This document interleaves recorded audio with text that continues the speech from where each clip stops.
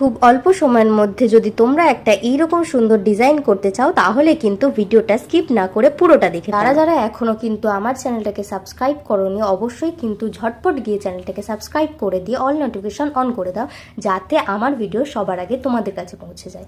আর এই ভিডিওটা তোমাদের কাদের কাদের ভালো লাগলো আর এরকম মেহেন্দির ডিজাইন তোমরা কারা কারা দেখতে চাও অবশ্যই কিন্তু কমেন্ট করো, তাহলে নেক্সট ভিডিওতে কিন্তু আমি মেহেন্দির ডিজাইন তোমাদের সাথে শেয়ার করে দেবো। আর একটা কিন্তু প্রমিস বাকি ছিল যে এই ভিডিও তোমাদের সাথে আমি শেয়ার করে দেব। আর এই ভিডিওটাতে যদি তোমরা 1K ভিউজ নিয়ে আসতে পারো তাহলে কিন্তু আরও একটা ইজি প্রসেসে আমি তোমাদের সাথে ডিজাইন শেয়ার করে দেবো। 2 বছর আগে আলু পেঁয়াজের দাম যতটা ছিল সেটার সাথে কিন্তু মেহেন্দি বা মেকআপের তুলনা করা বন্ধ করো তোমরা। হ্যাঁ, আমি কিছু কিছু ক্লায়েন্টের ক্ষেত্রে বলছি, তাদের সমালোচনা করার কথাই বলছি, তোমাদের বলতে পারো। 2 বছর আগে আমরা তেল কিন্তু 10 টাকা শতে কিনেও এখন 40 টাকা শতে কিন্তু আমরা তেল কিনি। হ্যাঁ, যেমন তেল আলুর দাম বাড়ছে তেমন কিন্তু প্রত্যেকটা প্রোডাক্টের দামও বাড়ছে কি, তাই তো? এবার তোমরা হয়তো ভাবছো যে তেল আলু পেঁয়াজের সাথে আবার মেহেন্দির ভিডিও কেন শেয়ার করছি। হ্যাঁ, কিছু ক্লায়েন্টের বক্তব্য হচ্ছে এত টাকার প্রোডাক্টে 2 বছর আগে আমাকে এ কাজ করিয়ে দিয়েছে, আমার দিদিকে এ সাজিয়ে দিয়েছে। তো 2 বছর আগে কিন্তু আমরা যা জিনিসপত্রের দাম যেটুকু দেখেছিলাম তার থেকে কিন্তু দ্বিগুণ বেড়েছে।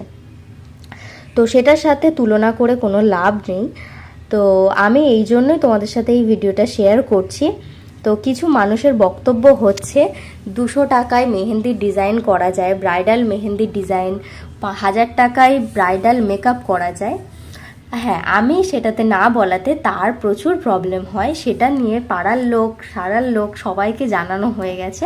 এবার সেটাকে নিয়ে হাসি মন্তব্য তোমরা করতেই পারো, কিন্তু করো না। আমি আমার কাজ নিয়ে পরিচিতি পেয়েছি, আমি আরও ভালো কাজ করলে আরও প্র্যাকটিস করলে আমি কিন্তু আমার কাজটাকে সেই একই জায়গায় আনতে পারবো। তোমার সমালোচনাতে আমার কিচ্ছু যায় আসবে না, আর আমি এসবে কান দিই না। আমি কেন, কোনো মেকআপ আর্টিস্ট বা মেহেন্দি আর্টিস্ট এগুলোতে কান দেয় না। তোমার যদি পোষায় তুমি কাজ করাবে, তোমার হায়ার করার ক্ষমতা যদি না থাকে তাহলে তুমি হায়ার করো না আমাকে বা অন্য কাউকে। কিন্তু কিছু কিছু মানুষ পরিস্থিতির ক্ষেত্রে তাও ওই কম বাজেটের কাজ অনেক ভালো বা দামি প্রোডাক্ট দিয়ে কাজ কিন্তু করে দেয়। হ্যাঁ, সেটা তাদের ব্যাপার, তারা কিছু কিছু মানুষ করে দিতে হয়, কিছু করার থাকে না যে এই কাজটাকে আমি ছেড়ে দেবো, কাজটা করেই নি, সেই বাড়িতে বসে থাকবো।